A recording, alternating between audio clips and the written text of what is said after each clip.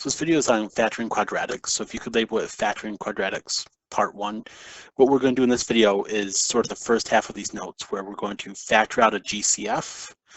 And then in the second half, so in the next video, we'll factor when a equals 1.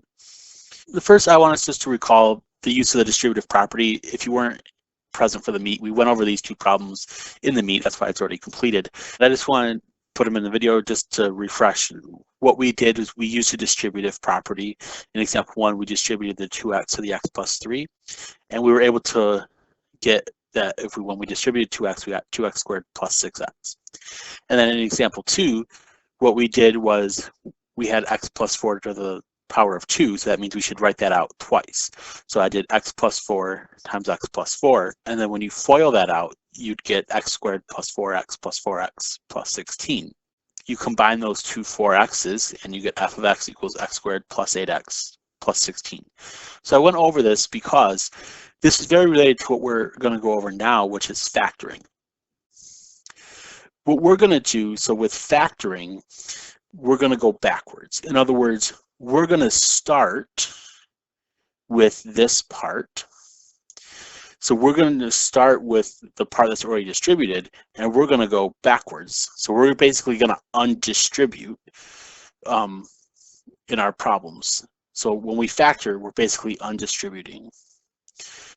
So the first type of factoring is factoring out a GCF, or a greatest common factor.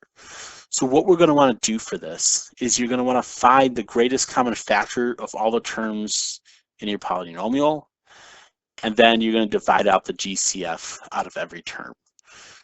So in number 3, I have 6x plus 12. So I'm going to look at 6 and 12. And you could list the factors of 6, right? The factors of 6, you have 1 and 6, 2 and 3, and those are the only factors of 6. We could also then list the factors of 12. So the factors of 12, 1 times 12. We got 2 times 6, 3 times 4, and those are the only factors of 12. So I'm going to look at my factors of 6, and I'm going to look at my factors of 12. And I'm going to look which is the highest one that they have in common. Well, notice they both have a 6 in common. And that's the highest number that 6 and 12 have in common. So I'm going to write that number in this box. Now what I'm going to do is I'm going to divide each term by that number that I put in the box. So I put 6 there. So I'm going to divide 6x by 6. So 6 divided by 6 is 1. And then we have the x. And then I'll do 12 divided by 6. So I bring my sign. So 12 divided by 6 is 2. So this would be 2. So my answer then would be 6 times x plus 2. And you can always check your answer by redistributing. So you could always redistribute that 6. If I redistribute the 6, I get 6x and then plus 12. So I get what I started with. So you can always, when you're factoring, you could always double check your work by just redistributing. So my answer here would be 6 times x plus 2, what I have in the green. Example 4, so I have 14x squared plus 5x. So if you think of the factors of 14, so you'd have 1 and 14 and 2 and 7. And then you think of the factors of 5, would be 1 and 5. Well, the only thing that they have in common there is a 1. So since the common factor is a 1, if you want to, you do not have to do this, but if you want to, you could show that the greatest common factor here is a 1, if you wanted to. You're not required to show it when it's a 1. Now if we look at the letters, so the only thing in common with the numbers was a 1. Now if we look at the letters, they both have an x. I have x squared and x. Let's look at the factors of x squared. Remember, x squared is the same as saying x times x, because remember you add exponents, x to the first times x to the first. And x, and again, you could show the 1 there if you want. X to the first is the same as saying x to the first.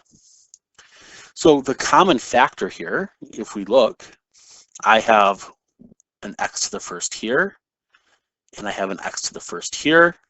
Then I have this other x to the first on the top, but I don't have another one down there.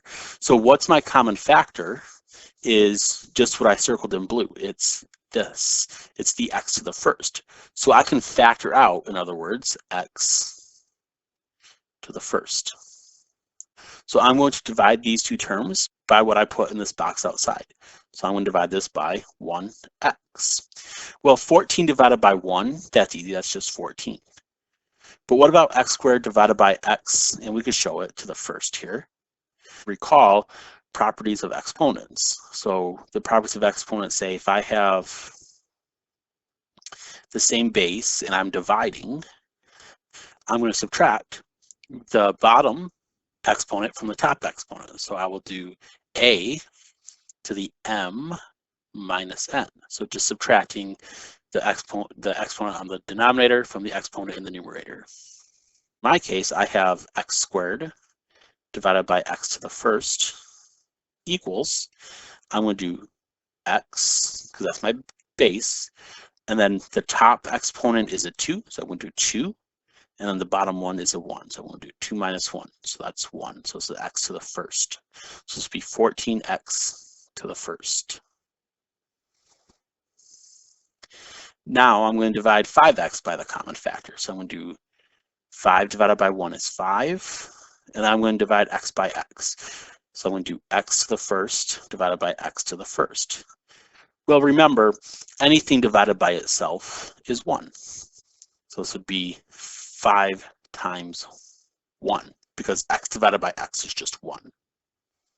So we can rewrite this as x times 14x plus 5 times 1 is 5. So this would be your answer there. So again, you don't have to show that one that's in front of the x, and you don't have to show the exponent when it's a 1. So this is x times 14x plus 5. And again, you could redistribute this. If you did, you'd get 14x times x. Well, that's 14x squared, because x times x is x squared. And then x times 5 is 5x. So I would get 14x squared plus 5x, which is what I started with. Example 5, so I have 25x cubed plus 5x squared. So I'm going to list the factors of 25, and you might be able to do this quick, where you don't need to keep listing the factors of each of the numbers. If you're not sure of the greatest common factor, listing the factors of these numbers will help you identify the GCF. So notice, here's a 5, and here's a 5. That's the greatest number they have in common. So I'm going to factor out a 5. So I could go through and I could divide this by 5 and this by 5. 25 divided by 5 is 5. And 5 divided by 5 is 1. So now I've taken care of the number. Now let's look at the letters, because they both have the letter x. So I have x cubed plus x squared. So I'm going to list, if I think of x cubed, that's the same as saying x to the first times x to the first times x to the first. And then x squared is x to the first times x to the first. So how many x's do I have in common? So I have one x here and one x here. So that's one pair of x's. Then I have another x here and another x here. So that's 2 pairs of x to the firsts. I have x to the first and x to the first. So this would be x to the first times x to the first. So my common factor is if I have 2x to the first and I'm multiplying them, that's x squared. So my common factor here is 5x squared. I'm going to divide the x terms by x squared. So x cubed divided by x squared. So remember, apply the quotient property. So I'm going to do 3 minus 2, which is 1. So x to the first. So this would be x to the first. And then I'm going to divide x squared by x squared. So x squared divided by x squared well, hey, that's just something divided by itself. Anything divided by itself is 1. So this will be 1 times 1. This is our answer. We could clean this up a little bit. We could say this is 5x squared times 5x plus 1. And this is our answer. And again, you can redistribute this just to double check. 5x squared times 5x, that's 25x cubed, and 5x squared times 1 is 5x squared. So I do get what I started with.